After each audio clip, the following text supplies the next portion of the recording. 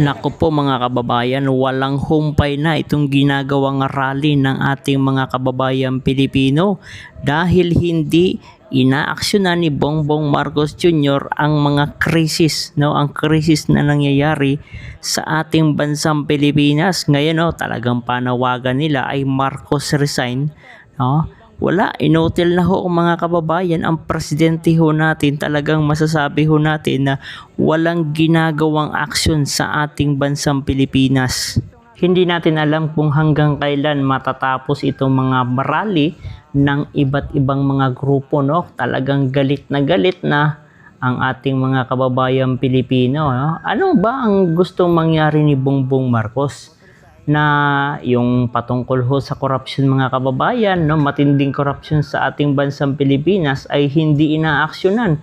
Wala pang nakukulong na mastermind. Tanging ang nakulong lamang mga kababayan ay masasabi ho natin ng mga dilis, no. Itong si Ramon Revilla o si Bong Revilla, muntik na maging Bongbong Marcos kabayan, no. Itong si Diskaya, mga kontraktor, mga kababayan, mga engineer nakulong na, samantala yung utak ng matinding korupsyon, lalong-lalo na korupsyon sa flood control project ay hindi pa rin nakukulong.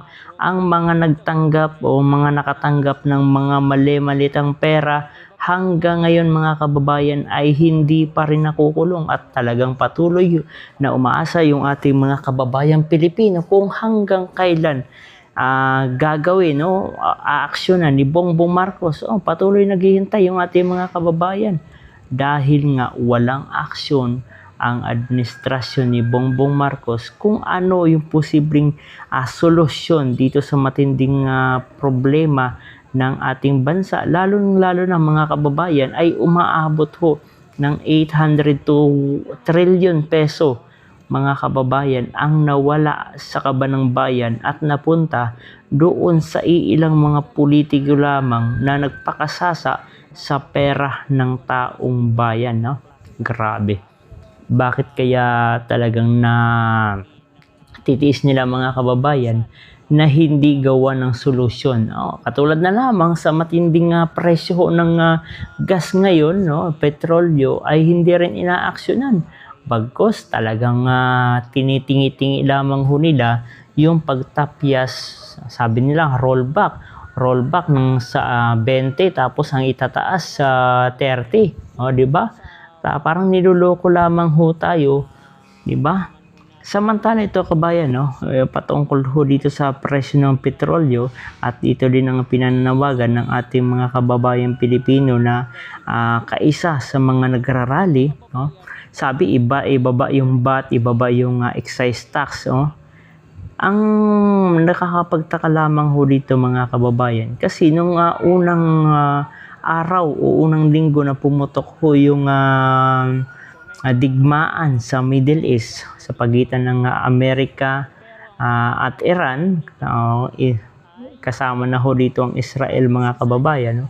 Meron ho tayong stock na nabili pa, na una pang nabili ng Pilipinas mula sa Middle East, no? Wala pang isang linggo, nagtaasa na ho mga kababayan ang presyo ng petrolyo, ng mga gas, LPG, nagtaasa na ho lahat mga kababayan, na alam naman ho natin na ang binebenta pa nito mga company na ito ay yung mga stock pa na mga langis. Ibig sabihin ay nabili nila ito, yung langis na ito, bago pa pumutok yung digmaan sa bahagi ng Middle East. So ang ibig sabihin nito mga kababayan ay pinagsamantalahan ng mga oligarko na ito, itong mga kumpanyang ito, ang ating mga kababayan Pilipino, no? Talagang sinamantala na porket nagkaroon ng matinding gera sa Middle East, wala pang isang linggo nagtaasan na sila ng presyo. Di ba? Dapat hong imbestigahan ito. Imbestigahan ho ito ng palasyo. Pero ayaw imbestigahan mga kababayan, no? Di ba si Sharon Garin parang malungkot-lungkot pa siya, parang inaantok-antok siya habang nagkakaroon po ng hearing sa bahagi ng Senado, no? Parang wala ho silang interest na tulungan ang sambayan ng Pilipino. Ayaw nga nilang ibaba yung excise tax, ayaw nga nilang ibaba o tanggalin yung VAT mga kababayan, pansamantala habang tayo ay nasa gitna ng matinding krisis. Krisis sa langis, pero hindi kasi nila nararamdaman ang krisis sa langis mga kababayan dahil itong mga politiko lalong-lalo na dyan sa bahagi ng Malacanang ay meron ho sila na napakaraming pera. Alam naman ho natin na mali-maliit ang pera ang kanilang hawak at na-deliver ho sa kanila na hanggang ngayon ay talagang tinatanggi nila, pero ayun, grabe mga kababayan, ibang-iba na talaga. So ano nga ba ang dapat nating gawin para umaksyon si Bongbong Marcos Jr.? Ayan na nga may nakasulat na Marcos resign, Marcos resign. Grabe kasi, hindi naman kasi makatarungan ang ginagawa ng administrasyon ni Bongbong Marcos Jr. At ngayong araw pala, umalis na rin ang isang advisor, National Security Advisor ni Bongbong Marcos na si Eduardo Año, at ipinalitan din ng isang Año Eduardo mga kababayan.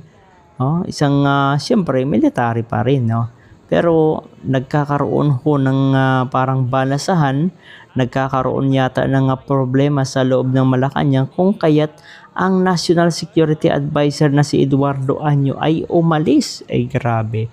Ang impeachment naman ni Bibi Sara mga kababayan ay grabe, super scripted ho ang laman. Kaya kahit tingnan mo mabuti ang laman ng affidavit ni Ramil Madriaga, makikita mo ang dami hong butas. So ang ginagawa nila sa impeachment complaint laban kay BP Sara Duterte ay upang sirain, hindi impeachment kundi mini trial sa Kongreso, dahil ang impeachment trial sa Senado pa mangyayari. So ang ginagawa ay talagang pinapahina nila yung loob ni BP Sara. Kumaga nagkakaroon ho sila ng fishing expedition. Ang hindi nila alam, matapang yung ating Vice Presidente at kayang harapin ang ginagawa nilang hamon kay Vice President Sara Duterte.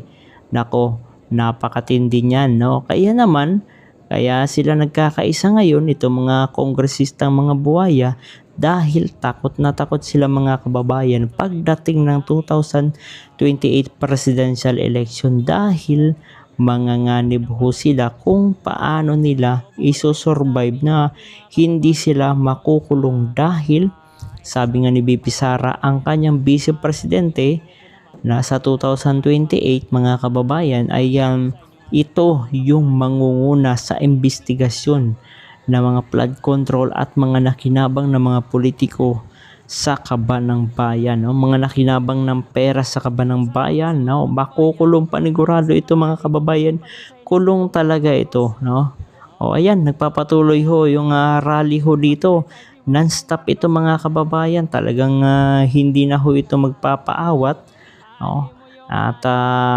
sana ay i-accept, kumbaga umagri si Bongbong Marcos patungkol ho dito sa excise tax at saka VAT mga kababayan, dahil kapag hindi niya talaga ito inaksyonan, nandyan po si Congressman Leandro Lebiste, ang grupo niya nasa bahagi ng Liwasang Bonifacio ay talagang handang-handa, baka tulugan pa yung harapan ng Mendiola mga kababayan kapag hindi umaksyon itong si Bongbong Marcos Jr.